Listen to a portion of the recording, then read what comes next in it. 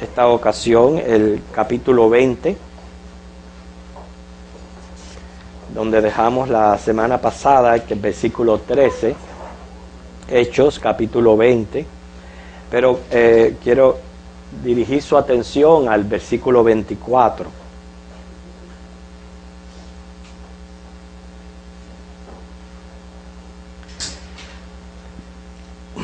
Vamos a leer este versículo y les voy a pedir que algunos de ustedes den alguna pequeña impresión. ¿Okay?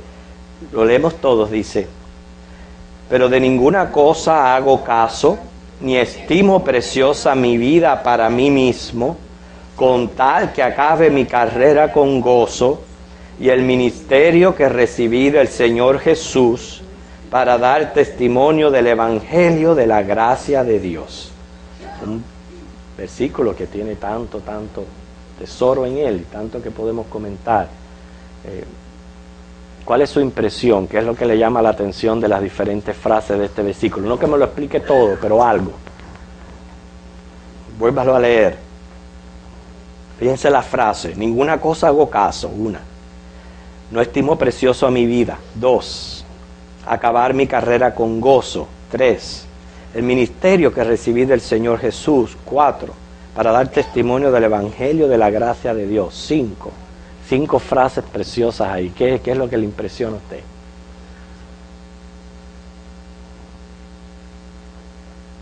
Sí, mi hermano Omar.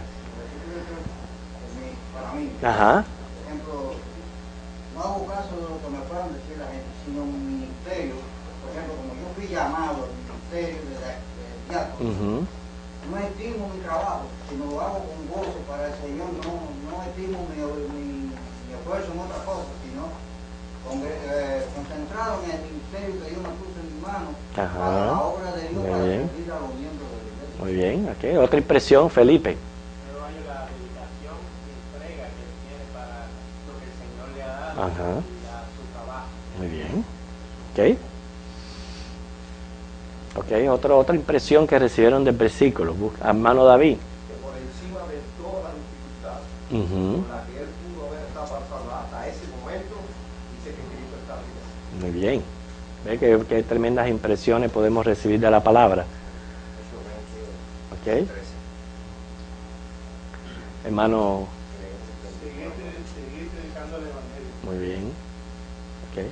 Fíjense, de ninguna cosa hago caso, significa que se van a enfrentar situaciones, se van a presentar circunstancias, objeciones, que van a impedir o a tratar de impedir que yo avance, que yo haga esto, que yo haga lo otro por el Señor. Y se va a presentar de mil maneras, a través de alguna persona que venga y te diga una palabra de desánimo, a través de un problema que se te presenta en la vida, problemas que se nos presentan nuestros mismos familiares.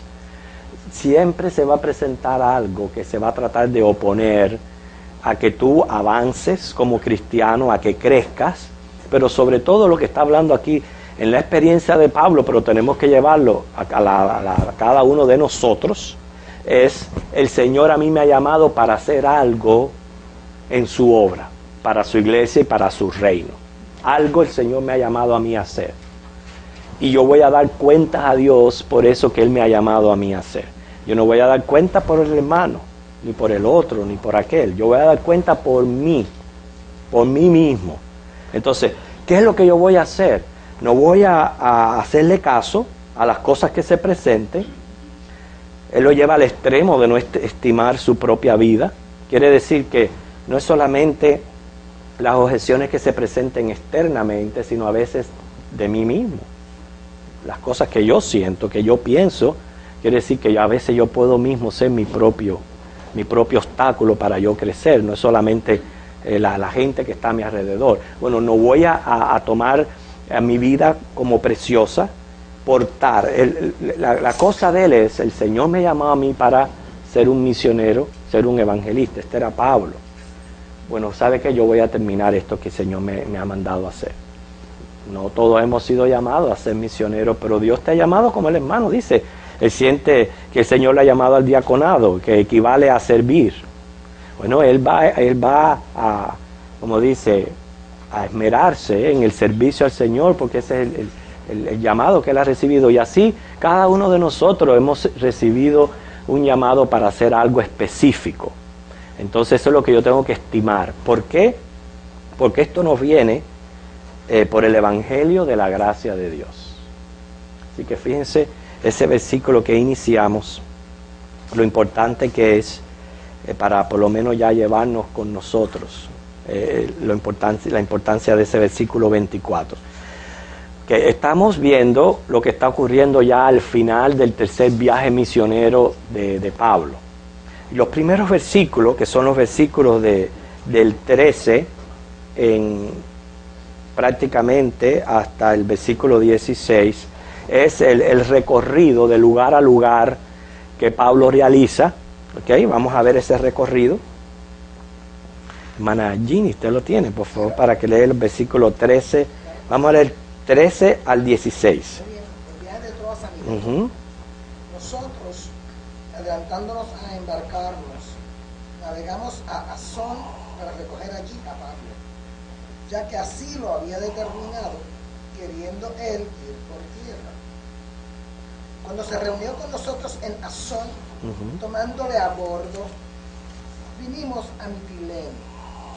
Navegando de allí, al día siguiente llegamos delante de Quiro, y al otro día tomamos puerto en Samos, y habiendo hecho escala en Trogilio, al día siguiente llegamos a Mileto, porque Pablo se había propuesto pasar de largo a Éfeso, para no detenerse en Asia, pues se apresuraba por estar el día de Pentecostés, si le fuese posible, en Jerusalén. Ok, vamos a ver hasta ahí. Como ustedes pueden ver, hay un recorrido de lugar a lugar. No vamos a gastar el tiempo mencionando estos lugares, nada de eso, porque yo estoy seguro de que, bueno, el que quiera realmente conocerlo, ustedes tienen mapas, ¿verdad?, en sus Biblias. Muchos de los mapas tienen el primer, el segundo, el tercer viaje de Pablo. Usted, si eso le apasiona la geografía, vaya a su mapa, mire estos lugares, haga el recorrido. Pero yo a veces se hace esto en las clases, es cierto, es importante, toda la palabra de Dios es importante, pero hay otros detalles que quiero entrar en la clase. Sí vamos a verlo en Mileto, ese último lugar que fue mencionado ahí. Era un puerto marítimo de la ciudad de Jonia y estaba a unos 60 kilómetros al sur de Éfeso. ¿Okay? A 60 kilómetros al sur de Éfeso. Estando allí, fue que Pablo hizo llamar a los ancianos de Éfeso para que vinieran a verlo a este puerto de Mileto. Él no quería ir hasta allá, hasta Éfeso, a Asia, porque él le apresuraba a ir a Jerusalén a celebrar la fiesta del Pentecostés. Y como él quería celebrar esta fiesta, no podía perder la nave. Parece que la nave tenía un itinerario, que no podía perderlo. Entonces lo que él hace es que en lo que la nave está en el puerto de Mileto, él manda a buscar a los ancianos de Éfeso y ellos vienen, y ahí tenemos en adelante que vamos a ver el discurso de despedida que él tiene con estos ancianos. Pero a él le apremiaba celebrar esta fiesta de Pentecostés. Recuerde que el Pentecostés es la cuarta de las fiestas anuales de los judíos. O sea, después de la Pascua, los panes sin levadura y los primeros frutos. Esta fiesta del Pentecostés tiene que ver mucho con la cosecha. Lo que se celebraba era la cosecha, según Éxodo 34, del 22 al 23.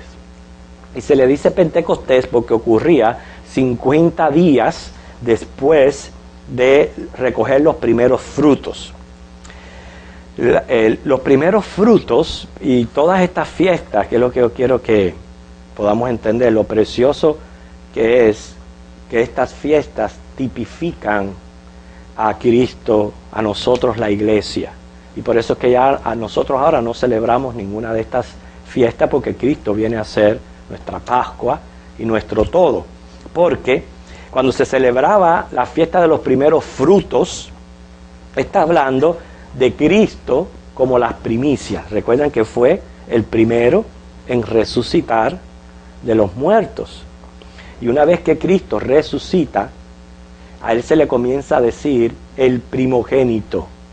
de los muertos, quiere decir el primero en resucitar para no volver a morir. Cristo viene a ser el primero. De ahí en adelante, desde la resurrección de Cristo, Él nos comienza a llamar a nosotros hermanos. Cristo nos llama hermanos a nosotros. ¿Por qué? Porque nosotros venimos a ser hijos de Dios. Y como hijos de Dios tenemos la promesa de la resurrección. Pero Cristo es el primer fruto. Cristo es la primicia. Entonces, después que Cristo resucitó, que pasaron aquellos 40 días, luego 10 días esperando al Espíritu Santo, en la fiesta del Pentecostés desciende el Espíritu Santo, que da a entender el resto de la cosecha, que somos nosotros los hijos. O sea, como ustedes pueden ver, hay un paralelismo entre las fiestas que celebraban los judíos y Cristo.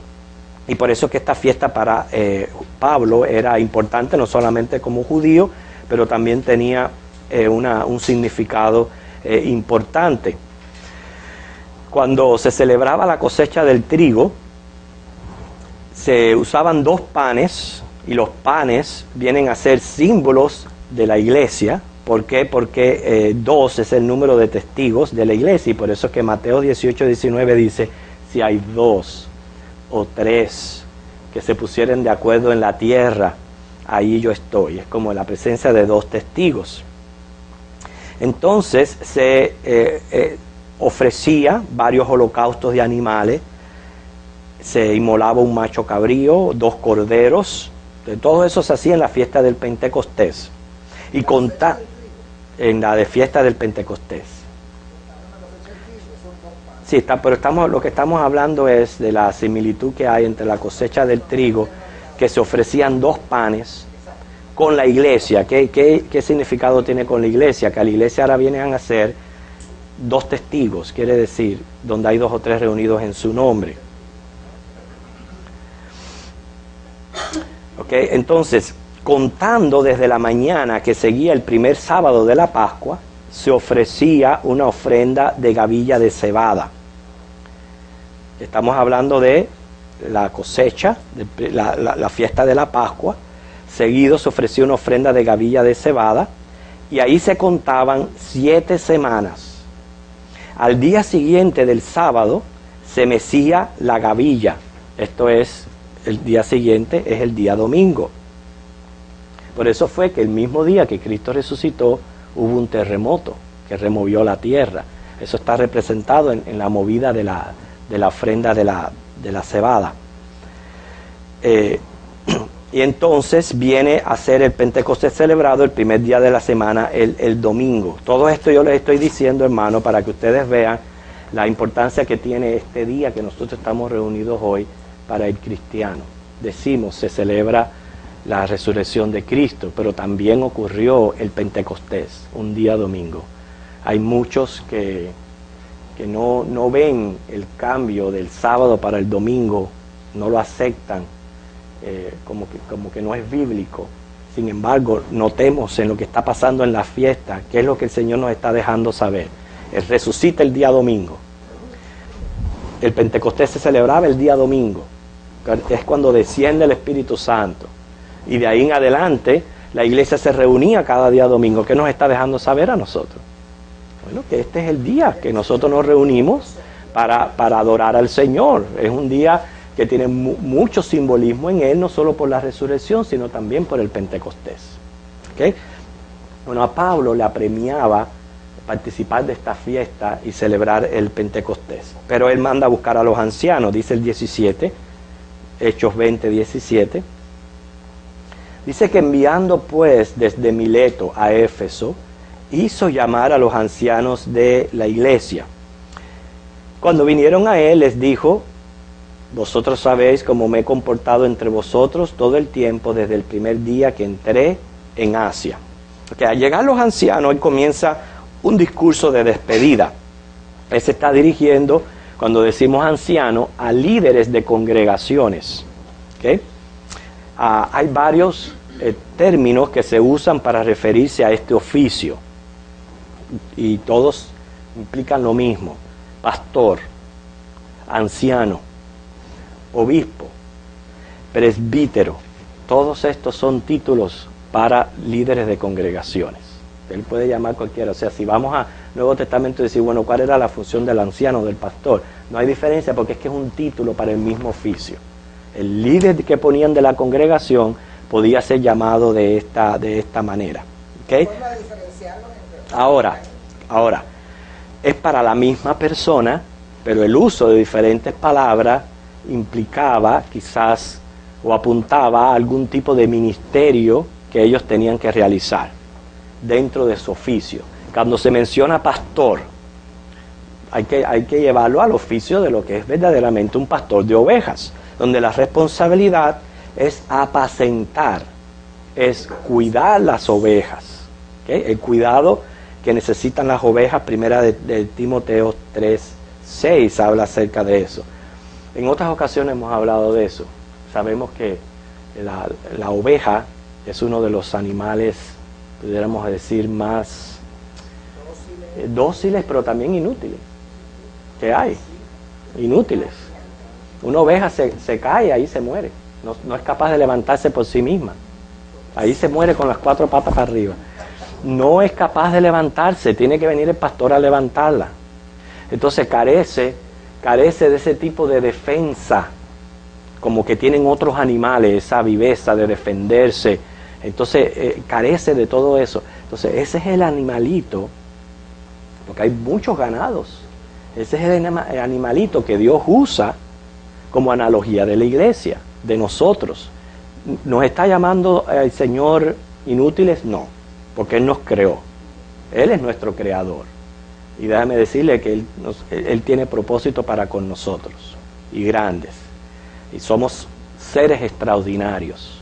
Hacia eso se refiere como el Cordero Sí, de Dios. exacto. Somos seres extraordinarios como seres humanos que somos. No admita que le llamen animal, usted no es un animal. Usted es un ser humano. Y si usted cree que es un animal será usted, pero yo no. Que nosotros los seres humanos no somos animales, somos humanos. Y Dios nos creó así, nos creó con un propósito para con Él, un propósito extraordinario. Nosotros sabemos la capacidad grande que tiene el ser humano. Noten, todos estos, como dice, inventos y todos estos descubrimientos. Esto es por la ciencia y por la inteligencia que Dios le ha dado al hombre. Así que el hombre es un ser extraordinario, pero cuando tiene que ver con el pecado y su vida espiritual, es el ser más inútil. Podrá ser muy grande en la física, en otras cosas, pero cuando tiene que ver con su vida espiritual, es el ser más inútil. Y por eso es que Dios pone a pastores y nos llama ovejas, para mostrarnos a nosotros nuestra decadencia espiritual y la necesidad que tenemos de ser apacentados. Pero no tanto, sí, depender del pastor en un sentido de Dios, que Él es pastor de pastores. Pero físicamente, entonces Él pone hombres que capacita para que apacienten y cuiden en términos espirituales a las ovejas. Les digo esto porque muchas veces la gente piensa de que el pastor es el que le tiene que resolver todos los asuntos y todos los problemas, como si fuera una obligación. El pastor tiene cuidado de las ovejas y se preocupa por las ovejas y va a tratar de resolverle a las ovejas, pero no es su responsabilidad el que usted resuelva esto, lo otro. En asuntos espirituales, en lo que es las necesidades de Biblia, de consejo y eso, para eso está el pastor, para apacentar las ovejas. Para hacer obras, pero te lo digo, porque si no, no puedo controlar en la clase. Para hacer obras, si el pastor las hace, debe de tener un corazón benevolente, pero su prioridad es la palabra del Señor. Ese es el cuidado que tiene el pastor. Porque hay personas que han llamado al pastor y dicen, oye, usted le tiene que resolver este problema a este fulanito. No. Tiene no. Yo voy a tratar de ayudarle, pero tener no es mi responsabilidad, imagínense. No, y aparte de eso es lo que digo, nosotros tenemos que aprender verdaderamente a canalizar, que si me ponen un pastor, ¿para qué está ese pastor? Para apacentar y cuidar de mí, pero en mis asuntos espirituales, en consejos y en todos esos aspectos. La palabra anciano tiene que ver con la responsabilidad de enseñar Por eso no debería de ser un neófito. ¿Okay? Es la responsabilidad de enseñar, que también es parte de un pastor. Por eso es que, por ejemplo, en esta iglesia, nosotros tenemos constituidos ancianos. Los ancianos no necesariamente tienen que ser pastores. Los pastores tienen que ser ancianos, porque tienen que enseñar. Pero los ancianos no necesariamente tienen que ser pastores. Dentro del grupo de ancianos puede haber una persona que no tenga un llamado a pastor, pero sí está capacitado de aconsejar y de enseñar. ¿Entienden la idea? Pero no tiene ese cuidado que debe de tener del pastor. Voy a mencionar todos y después alguien que no sabe mucho, que no está capacitado, no tiene mucho. Ok, obispo o presbítero, ya los dos tienen que ver con lo mismo, es la responsabilidad de supervisar, de vigilar el estado de las ovejas. Yo no sé si están tratando de captar o aprender a diferenciar estos tres títulos: pastor, anciano, obispo, presbítero. Es para el mismo oficio, la misma persona, pero cada cual tiene un enfoque diferente. El pastor es el que apacienta, el que cuida. El anciano enseña, aconseja. Ya ahora el obispo o presbítero es el que vigila el estado de las ovejas. Puede proteger, puede cuidar. Por ejemplo, una de las cosas que hacían en aquel entonces era cuidar la iglesia de las herejías que entraban. Entonces, en ese aspecto es que el pastor, es que es mencionado el obispo. ¿Okay? Noten, para que ustedes se den cuenta que no se trata de tres personas diferentes, sino más bien el mismo, a líderes, que en el versículo 17, en el mismo que acabamos de leer, dice, hizo llamar a los ancianos. Y luego, en el versículo 28, los llama, dice, por tanto, mirad por vosotros y por todo el rebaño en que el Espíritu Santo os ha puesto por obispos. ¿Ve? Fíjense, mirad por vosotros, quiere decir vigila, supervisa lo que está ocurriendo en medio de las ovejas para apacentar, o sea, para pastorear las ovejas del Señor. Luego, ¿tú querías decir algo? Sí, yo quería leer el número 27, 17, donde desde el principio Dios dice, ponga Jehová de los espíritus de toda carne un varón sobre la congregación, que salga delante de ellos y que entre delante de ellos, que los saque y los introduzca, para que la congregación de Jehová no sea como ovejas sin pastor. Ajá, líderes, o sea, líderes de grupo. Es claro que esto viene del Señor. Entonces, vamos a dedicarle un tiempo a hablar sobre esto, porque aunque a veces es un poquito incómodo de mi parte, porque el Señor me ha puesto como pastor de esta iglesia a hablar de pastorado, pero es importante que ustedes conozcan las funciones de un pastor y que tengan una buena relación con el pastor, porque es bíblico y es para su propia salud. Ustedes tienen que saber acerca de esto. ¿Okay? Lo primero que yo quiero que sepan es, el pastorado es algo constituido por Dios. No fue una idea de una asociación. No fue que se le ocurrió a fulanito de tal en el año 1320. No. El pastorado es algo que es constituido por Dios. Efesios 4:11. ¿Alguien lo lee, por favor? Efesios 4:11. Y él mismo constituyó a unos apóstoles, a otros profetas, a otros evangelistas y a otros pastores y maestros. Okay. Aquí tenemos el versículo donde dice, él mismo los constituyó. Fue Dios.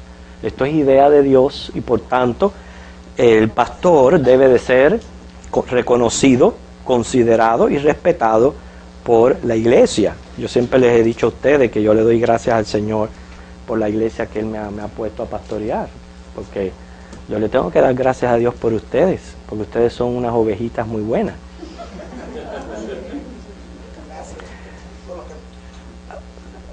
Quiero decirle que hay pastores que han tenido tremendos problemas con las congregaciones, donde no los reconocen, no los consideran, no los respetan. ¿Okay? muy en especial el grupo de diáconos, porque piensan de que porque tienen un concilio, un grupo de diáconos, ya el pastor viene a ser un títere de ese concilio, y no es así. Eso es tomar el oficio y completamente darle un desvío a lo que verdaderamente el Señor llamó a los diáconos para hacer. Pero hay un sinnúmero de congregaciones que sus siervos, sus ayudadores, vienen a ser sus peores enemigos.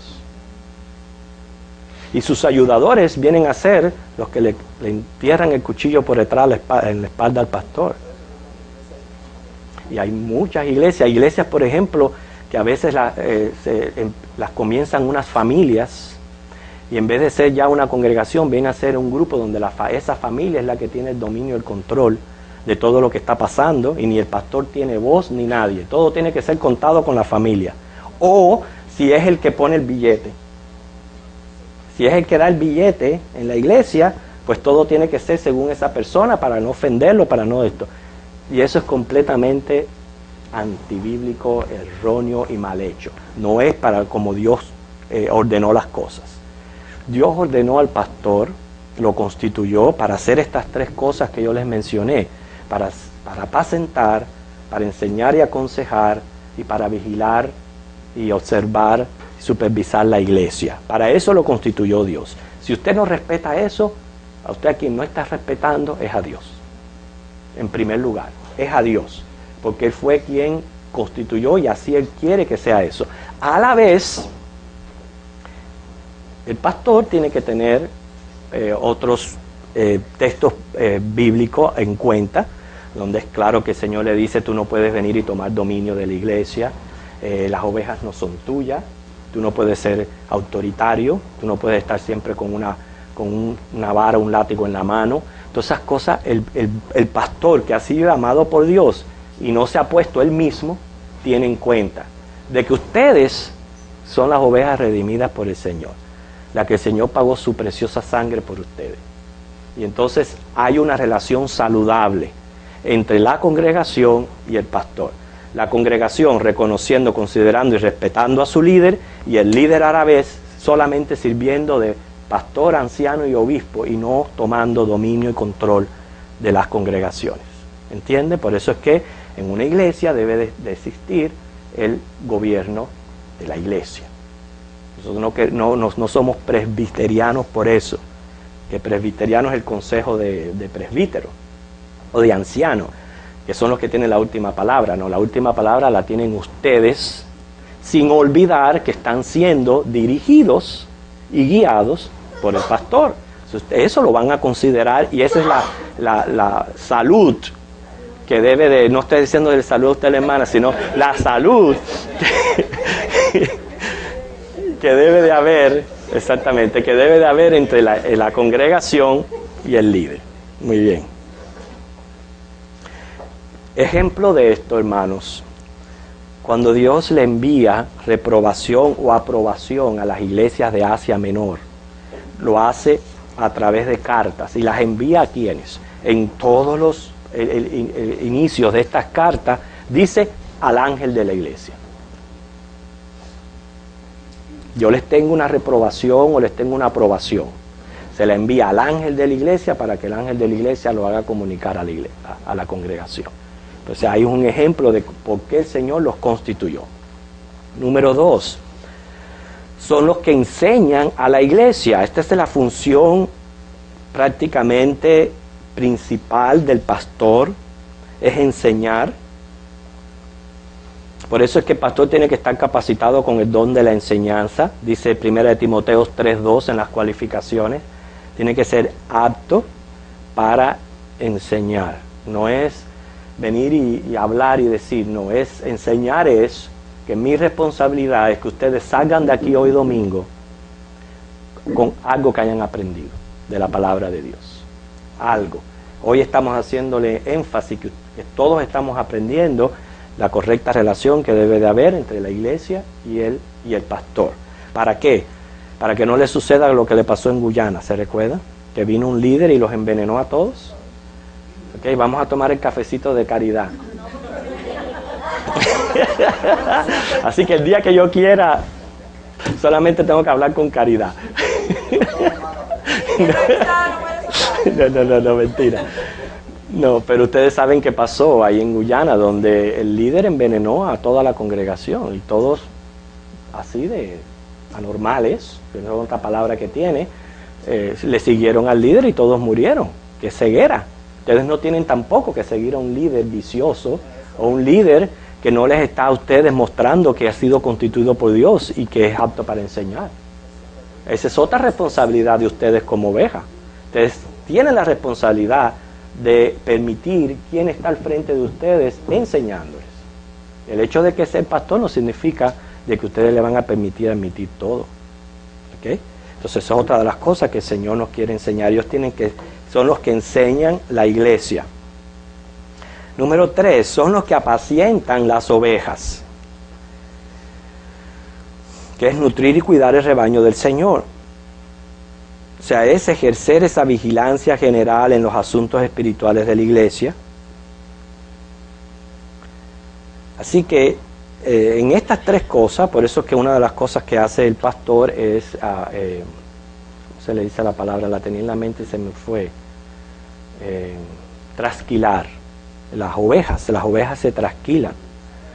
Exacto. Quiere decir, en ese trasquilar, que es cortar la lana, que en la enseñanza, en la palabra, muchas veces tienen que haber exhortaciones fuertes, exhortaciones disciplinarias para el pueblo. Mas, sin embargo, no quiere decir que siempre tenga que ser así. Hay pastores que continuamente están dándole a la congregación y dándole a la congregación, y no debe de ser así. Hay que mantener un balance entre enseñar y cuidar y también trasquilar. ¿Okay? Sin embargo, hay ovejas que no están conformes con su pastor. Y entonces se van a comer por ahí para allá, ¿no? Se van a comer para otros pastos, a las que ellos quieran. Se van para allá y se van para acá y se van para acá. Entonces después vienen con las quejas. Pero si no se dejan pastorear o están buscando otros pastores, ¿qué es lo que usted quiere? No se dejan pastorear. Yo no voy a mencionar el nombre, pero hay una persona que a mí me agrada mucho el hecho de que me consulta para muchas cosas en su vida. Y esa persona no sabe lo bien que me hace a mí sentir. De que sepa de que yo estoy siendo para esa persona un pastor. En estos tiempos tuvimos un retiro de pastores, un retiro de ancianos, y con toda sinceridad les digo, yo les decía a ellos que lo único que a mí verdaderamente me hace sentir mal, hasta el punto que muchas veces me enoja, es que no me tomen en cuenta como pastor. Fíjense, para que ustedes vean. Yo quiero que me tomen en cuenta como pastor, aunque me cueste trabajo, aunque tenga que dedicar más tiempo, que me tomen en cuenta. Pero si me ignora y te vas por ir para allá y empiezas así a hablar y nunca viniste a tu pastor y dices, mira, yo me siento así, ayúdame, aconséjame, ¿qué debo de hacer? Eso a mí me mata, pero me mata. Y lo que hago es que hago así, porque nosotros tenemos que aprender que para eso están puestos los pastores, para apacentar, para cuidar el rebaño del Señor. Y si usted no lo siente así, no ha sido llamado por el Señor. Porque ¿usted está notando lo que yo le estoy diciendo? Que yo lo que estoy diciendo es que me mortifiquen, que me den problemas, que me vengan y me pidan consejo, que eso es lo que yo quiero, pero yo no quiero es que usted vaya al otro, aquel de aquí a allá, entonces sin haber venido a donde estoy yo y que yo sea el último que me entere. Entonces todo eso es lo que nosotros tenemos que aprender en la relación con un pastor. ¿Okay? Por eso que ahí estamos el ejemplo, como mencionaba Lloyd, a los pastores en Israel, que al dividirse los reinos del norte y del sur, Dios habló por medio de Jeremías, porque Dios estaba airado y decepcionado con la conducta de su pueblo. Los sacerdotes eran corruptos, los sacrificios ya habían perdido ya su valor, Y este pueblo lo que necesitaba era pastores según el corazón de Dios. Búsquenme Jeremías 3:15 para que vean lo que dicen. Ahora ustedes van a aprender algo de pastor. Jeremías 3:15.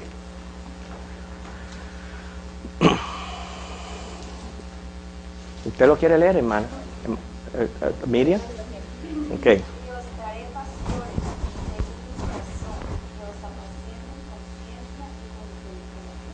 Ok, vuélvalo a leer. Y os daré pastores según mi corazón, Ok. que os apacienten con ciencia y con inteligencia. Ok. Dios da ciencia e inteligencia al pastor para apacentar las ovejas. Eso viene del pastor. Ok. Por eso es que el pastor busca la dirección de Dios para estar apto para poder aconsejar y enseñar. Dios da ciencia e inteligencia al pastor, número 1. Pero los pone según que mi corazón. Y ahora yo les pregunto, ¿cómo es el corazón de Dios? ¿Cómo es? Muy bien. Así es el corazón de Dios. El corazón de Dios es misericordioso y compasivo. Cuando se habla de un corazón misericordioso y compasivo, es que Él no nos está tratando a nosotros según nosotros lo merecemos. Porque eso sería justicia. Él es justo, Él lo es. Pero a la vez que lo es misericordioso y compasivo. Como Él es justo, Cristo murió. Y como dice, cumplió con toda justicia. Esa parte del Señor Él no la ignora, fue cumplida en Cristo. Nosotros estamos todos los días de la vida experimentando, lo vea o no, lo crea o no, se dé cuenta sí o no, la misericordia y la compasión de Dios. Todos los días, porque Él no nos está dando según nosotros merecemos. Los pastores tienen que ser según el corazón de Dios. No significa de que un pastor tiene que pasarle la mano al pecado. No, tiene que estar apto para llamar la atención y para disciplinar. Pero por ejemplo, muchas veces viene la ovejita H y dice, pastor, mira, la ovejita M hizo esto y esto. Coja esto y hágale esto y lo otro. Porque la ovejita M, la ovejita H, no tiene el corazón misericordioso y compasivo que tiene Dios. Quiere justicia. ¿Entiende? No, ¿usted no se ha dado cuenta de hermanos que a veces se tiran para ese lado de la justicia y son más justicieros que otra cosa? Como yo lo repito, son más santos que el propiciatorio.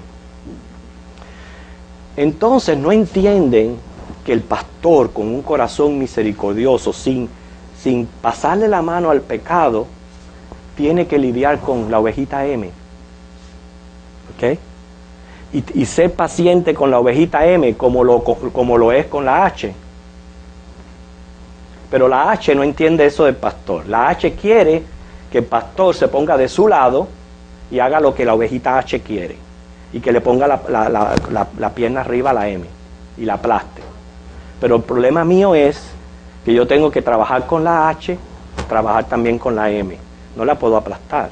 Y eso la H no lo entiende. Y cuando el pastor entonces no actúa de esa manera, no es porque el pastor es malo. Pero dice el Señor que el Señor pone pastores según mi corazón. Tienen que ser compasivos, tienen que ser misericordiosos. En el momento que ya se requiera la disciplina, ejercerla. Pero está ese tiempo también de paciencia para que las personas también crezcan y se esté completando y perfeccionando la obra del Señor en sus vidas. ¿Por qué?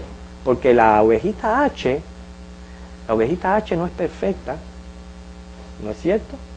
El Señor está haciendo una obra en ella que todavía hay cosas que tiene que crecer y aprender.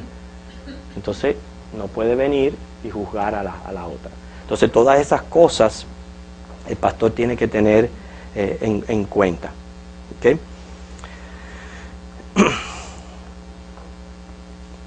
Ahora añádele a eso, el pastor es un ser humano, tiene finitudes humanas, él mismo debe de buscar del Señor, que viene a ser el pastor de pastores, depender del Señor para el cuidado de su rebaño, ¿okay? Por eso es que el carácter y desarrollo espiritual de los pastores tienen que servir como cualidades para poder ser directores. No pueden ser ni como dice, ni un verdugo, pero tampoco pueden ser un flojón que hagan con él lo que quiere y le dé la gana. No puede ser así tampoco, porque entonces no puede servir de líder ni de director. A ver, Loida, ¿qué te iba a decir? Sí, yo sé que hay muchos comentarios en la vida que dicen que los pastores son unos descarados que viven del sueño de los feligreses.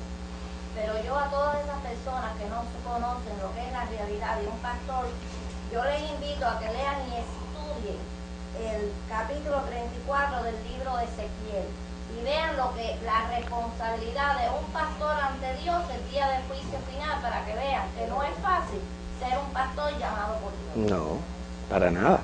¿Qué? Ezequiel 34. Okay. El pastor también tiene que tener cuidado de no involucrarse en otras responsabilidades que puedan ser peligrosas para su salud física y también para la salud espiritual de la iglesia, por lo que tiene que ejercer una buena mayordomía de su tiempo, ¿okay? Porque si no se va a exponer a consecuencias irreversibles, como el sufrir un agotamiento físico o mental, ¿okay? No cumplir bien con ninguna de sus responsabilidades por carecer de tiempo, descuidar el desarrollo de su familia, de su cónyuge, de sus hijos, inclusive llegar a caer en un estrés crónico. Entonces, si el pastor no mayordomiza bien su tiempo y sus responsabilidades y se pone a añadirse cosas, entonces todas estas cosas pueden suceder. Y tiene que tener mucho cuidado de eso. Ok, entonces dice Hebreos 13:7, hay que imitar la conducta y la fe del líder. Hebreos 13:17, obedecer y sujetarse al líder. Y segunda de Tesalonicenses 3 del 1 al 2, orar por el líder. ¿Okay? Muchas veces pueden venir y buscar una consejería del pastor y a usted no le gustarle. Ah, no, como no me gustó lo que me dijo, ya ni voy más, ni lo escucho más, ni nada de eso, porque no me gustó lo que le dijo. ¿Qué usted pensaba? ¿Que usted venía a escuchar lo que usted quería escuchar? No es así. Y eso sucede, hermano. Eso sucede. Personas que vienen a buscar una consejería y usted se la da y no les gusta lo que usted les dice. ¿Okay? Y se enojan y no se están dando cuenta de reconocer que para eso el Señor los puso. Los puso para que sean líderes y guía. ¿Okay? Ahora, volviendo al texto, el versículo 19,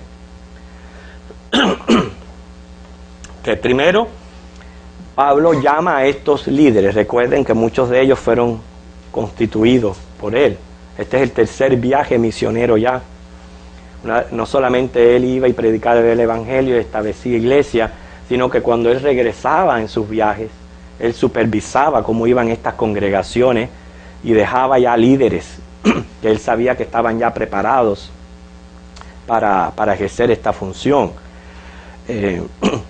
Lucas en Hechos no nos puede dar todos los detalles de todo lo que hizo Pablo, ni el tiempo que dedicó, ni todas estas cosas. Yo me imagino que todo pasó un tiempo. Estos mismos hombres que estaban aquí reunidos en Éfeso, muchos se habían acabado de convertir prácticamente. No llevaban muchos años en el Evangelio, que recientemente el Evangelio llegaba a sus ciudades. Sin embargo, ya Dios los había capacitado para ser líder, pero necesitaban de mucha instrucción. Y por eso es que Pablo los hace llamar y se vengan y les da este discurso de despedida. Pero lo hace poniéndose él mismo como ejemplo. Porque si el que está de líder no es ejemplo, cállate. Si tú no vas a vivir lo que tú estás predicando, mejor cállate, no digas nada. Sin embargo, dice el 18, cuando vinieron a él les dijo: vosotros sabéis cómo me he comportado entre vosotros todo el tiempo desde el primer día que entré en Asia. Qué conciencia, ¿no? Cuando les dice a ellos: yo no les tengo que decir nada. Ustedes mismos saben cómo yo me he comportado con ustedes. Ustedes son mi evidencia, mis testigos de cómo yo me he comportado. Quiere decir que lo que yo les voy a exhortar, lo que yo les voy a decir, ya yo se los he vivido, ya yo se los he plasmado. ¿Okay? Dice el 19, sirviendo al Señor, primero, con toda humildad, con muchas lágrimas y pruebas que me han venido por las acechanzas de los judíos. Okay. Ahora él va a mostrar el carácter del oficio. Y lo primero que debe de ser es humildad. Fíjense cómo él dice aquí. Es difícil decir, yo he servido al Señor con toda humildad. Porque uno puede llegar inclusive a envanecerse de la humildad. ¿Usted sabía eso? Irónicamente. Usted puede llegar a envanecerse de ser humilde. Cosa tan grande, ¿no? Lo que es el ser humano. Llegar a envanecerse de ser humilde. Pero él les dice, yo les he servido con toda humildad. Número uno, no es que Pablo le va a decir, ok, ahora yo les voy a decir a ustedes cuán humilde yo soy. No, él los está llamando para enseñarles cómo ellos debían de ser y de conducirse. Por eso le están diciendo esto. Y él no les puede decir nada que él no haya vivido. Y lo primordial en un líder tiene que ser la humildad. ¿Por qué? A ver. ¿Por qué tiene que ser la humildad? Lo primordial en un líder. El Señor dice, aprended de mí que soy manso y humilde. Okay, eso es lo que estoy buscando, razones. Porque lo primero que tenemos es el ejemplo de nuestro Señor Jesús. Okay, otra cosa.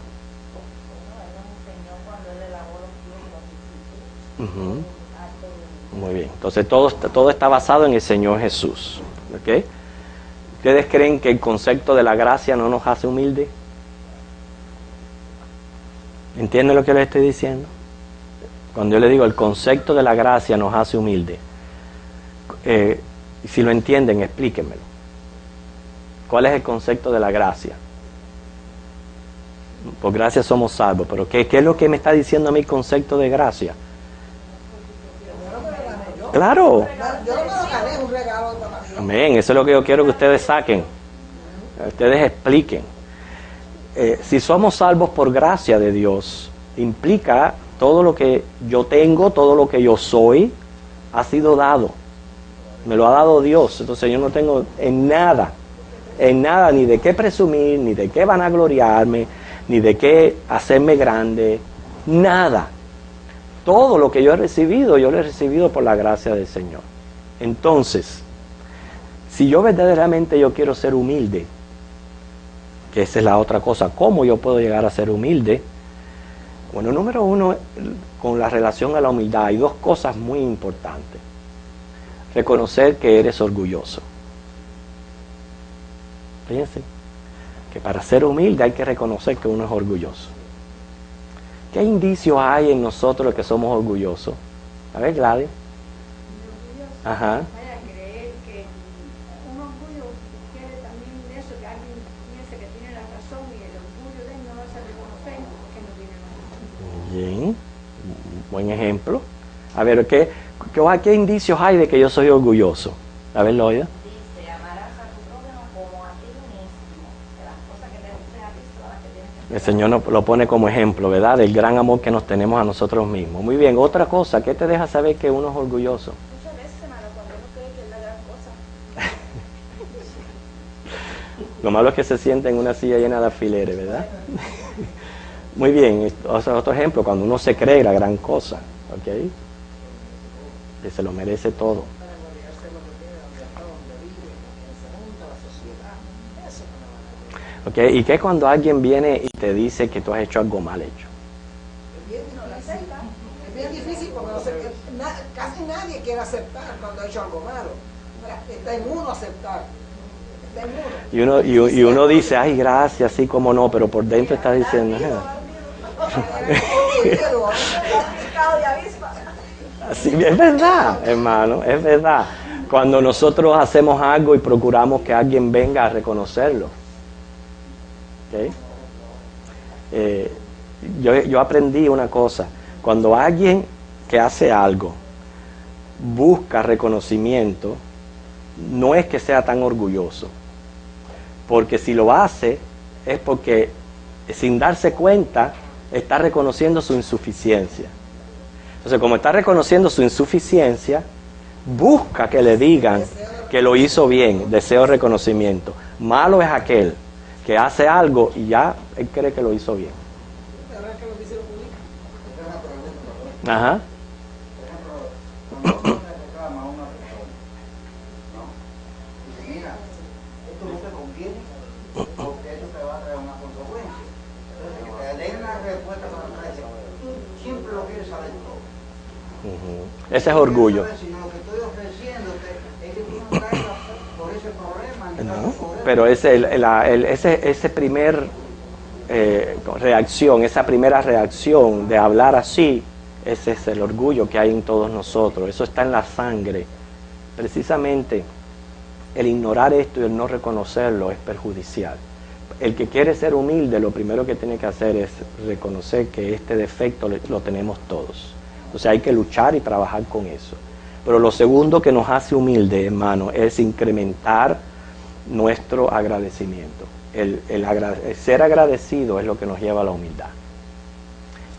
Y Pablo fue un tremendo siervo del Señor. Cuando él lo ve necesario, él lo dice. Él lo dice, él dice, yo he trabajado más que todos ellos. Yo he hecho esto y esto y esto y lo otro y esto y esto. Y así él le dedica porciones bíblicas a hablar de lo que él hizo y lo que él hacía. Pero él tenía un propósito en todo eso. Y todo estaba porque lo hacía por la gracia del Señor. ¿Okay? Por eso él dice, mostrando su carácter de oficio, él menciona la humildad, lo cual resulta de la gratitud, y también muestra el lado negativo del oficio. ¿Okay? El que venga y piense de que ser pastor o ser un líder de una congregación es nada más que pararse y predicar y enseñar y hacer esto y hacer lo otro y que todo le va a ir bonito, está equivocado, está muy equivocado. El pastor tiene que reconocer que van a haber lágrimas y van a haber muchas pruebas, lágrimas y pruebas. ¿Okay? Las va a sufrir, las tiene que estar preparado para sufrir todas esas cosas. Y a la vez, no sé, es un balance especial de Dios, de saber cuando las cosas verdaderamente te profundizan y cuando no.